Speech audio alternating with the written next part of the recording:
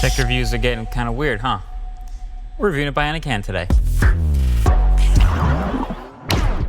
So this thing right here is called the Bionic Ability Hand. And it is an incredibly cool, incredibly niche, and incredibly helpful piece of technology. It is specifically a carbon fiber and metal motorized articulating hand that attaches to prosthetics for people who have lost their hand or don't have a hand to regain as much functionality as possible. It's Bluetooth connected, it has its own app, it's incredibly durable, it's waterproof, and it's cheap enough to be fully covered by Medicare. So you might remember a few months ago that video that I did with 3D Pets, which was 3D printed prosthetics for animals that made a huge difference in quality of life, just with some simple structures to help their joints even out and make it relatively easy to print another one if the animal changed in size or something. Well, I'd say this is the opposite end of the technological spectrum. Now, obviously, I have two hands, so you might be wondering how I'm going to review this bionic hand. Great question. There's actually two ways that I can show you how this works. One is pretty straightforward. The other is a little more interesting. So the first way is with this control stick right here. It's pretty simple, actually. The hand, which normally connects to a prosthetic, connects to the control stick, locks into place very satisfyingly, and now is connected to a battery and some buttons. There's also some ports down here, and most importantly, this button at the bottom here turns it on, and once it initializes, does this little finger wag, and it's now alive, and you can connect to the hand through an app that lets you go way into more detailed control. And this app is pretty smart. This is where you can rotate between a bunch of different preset hand positions known as grips. So this, for example, is called the cylinder grip. So you could use this to grab a larger object like a door handle or something like that. And then you can always open and close the grip with the buttons here. Then you might have something like a pinch grip. And that's maybe for something smaller like writing or picking up a berry or something extra small.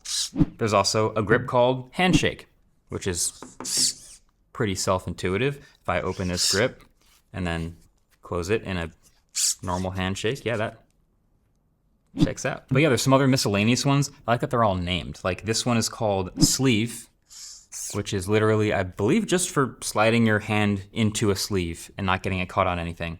You also have hang loose, maybe less utility to that one, but still fun. Or even my personal favorite, peace. There's also this one, which is called rude. But it's pretty crazy how much functionality is in this app. Side note, by the way, this has to be the fastest pairing Bluetooth device I've literally ever used, and it's worked flawlessly every time. You turn it on with that button, then you let it do the quick little initialization, wiggle the fingers, then scan, click, boom, connected in like 2 seconds flat. It's awesome. And so users of the Ability Hand will be able to set different series of grips in a row as defaults, like daily grips or exercise grips or dining grips. But of course, the target demographic for this as a product is not going to be using these buttons to open and close the hand. Which brings me to my second way of controlling the Ability Hand, which is EMG. So I've tested a few kinds of EMG tech on this channel, most recently Meta's prototype AR glasses. They had this wristband with a bunch of sensors inside that measured the electrical signals that my brain's sending through my nerves. This is using that same technology. So for actual customers missing a hand and looking to replace as much of that functionality as possible, this is how they'll open and close the hand. Essentially, they'll have a prosthetic, a connection to their arm with EMG, and then the hand will connect to the end of it. So what I do here is I put the hand on the end of this demo prosthetic. A regular prosthetic would be much smaller, but this is so I can put my hand inside. And on my arm, I'm gonna attach these sensors to two spots that they've advised me are the best for measuring that electrical signal. So now what you're seeing is I've got the two EMG sensors hooked up on my skin. I've taped them on to roughly the right positions based on what they've told me. And you only need to because, as you can see in the app, it's measuring the delta between the two signals. And that's the difference between opening and closing the grip. So now, if I flex just the right way and send the signals just the right way, it will actually close into a grip.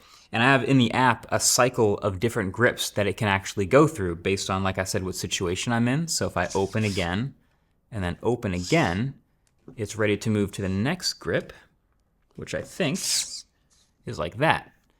Then if I open again and again, I'm ready to do the peace sign, which I think is like that. Nice. There's a lot of concentration on this.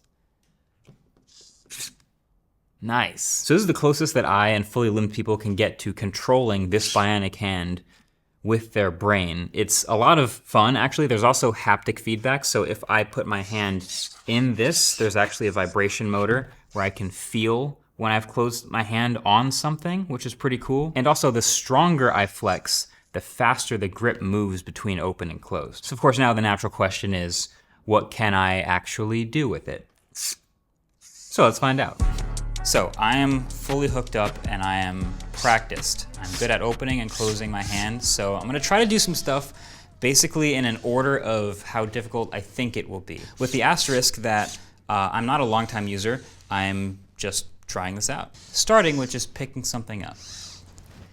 So this is a basic thing. This is a water bottle, shop.nkbhd.com.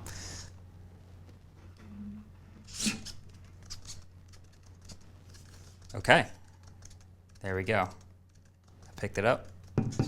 And I do actually feel the haptic feedback in the hand, basically. So when I touch something, you can maybe even hear it a little bit, but I do feel it.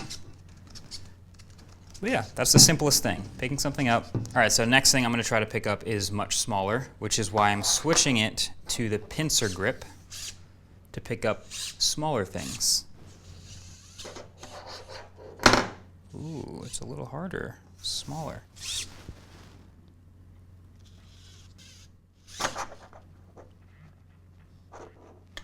to be very precise, which is harder.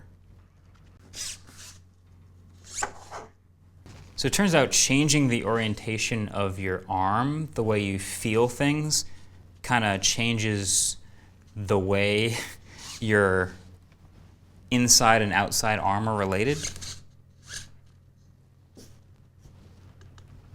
All right, that's hard. That's harder than I thought. I'm giving that like a 8 out of 10 difficulty. All right, next task, peeling a banana. What I'm thinking I'm gonna do is the same grip and then ideally just pinch the stem and pull. I've heard some people peel a banana from the other side, but I'm not gonna try that. I think here it'll just be a matter of getting the right spot and then holding on. Oh, success.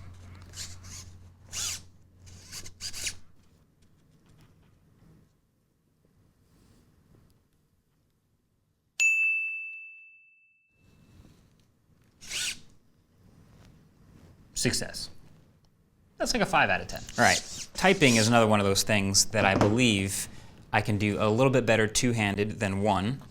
So I'm switching to the pointer grip because I feel like I'm not going to be able to do full-on regular typing, but you can still hunt and peck here. From there,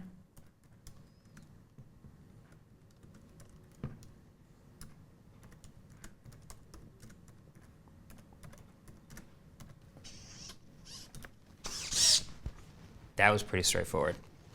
I was also surprised to find out that you can use phone screens with the hand. It seems like all the electronic capacitance is still perfectly fine. So typing and using a phone, very easy. It's like a 1 or 2 out of 10.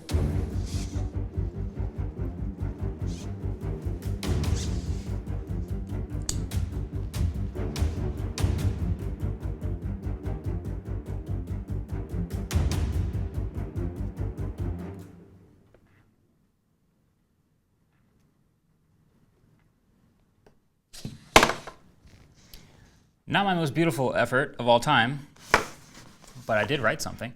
But yeah, again, it's interesting that you can modulate how quickly or how slowly you open and close the hand based on how much you flex those muscles. So I'm able to very slowly put the pen in just the right grip, and Ideally, it's strong enough to write a little bit, but that is the thing that I've learned the most from these different grips. So look, obviously there are lots and lots of different prosthetic limbs out there already, but in the past years, they've gotten better and better and more capable.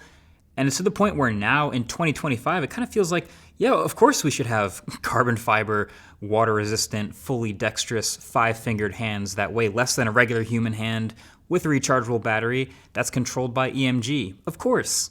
So while obviously there are still limits, like I know I'm not going to go play Ultimate Frisbee or even, tie shoelaces or do anything super crazy with this, it's still awesome that even the amount I'm able to do as a completely untrained user has me so impressed with the amount of functionality it's able to give back to the people who need it. And then they also have these even crazier demos like connecting it to a brain implant, which I obviously can't test myself, but seems to imply that the ceiling is way higher than what we've already seen. Overall though, it just is really cool to see how far tech has come towards improving the human experience on planet Earth. That's all this stuff is really about. Like, I'm not in the target demographic for this product, but that doesn't mean I can't appreciate how much work went into making this and how well it works. So shout out to Bionic for letting me play with this. I'm gonna give it back to you now so that you can give it to someone who can use it much more than I can. Either way, technology is strong, but the flesh is weak. Catch you guys in the next video. Peace.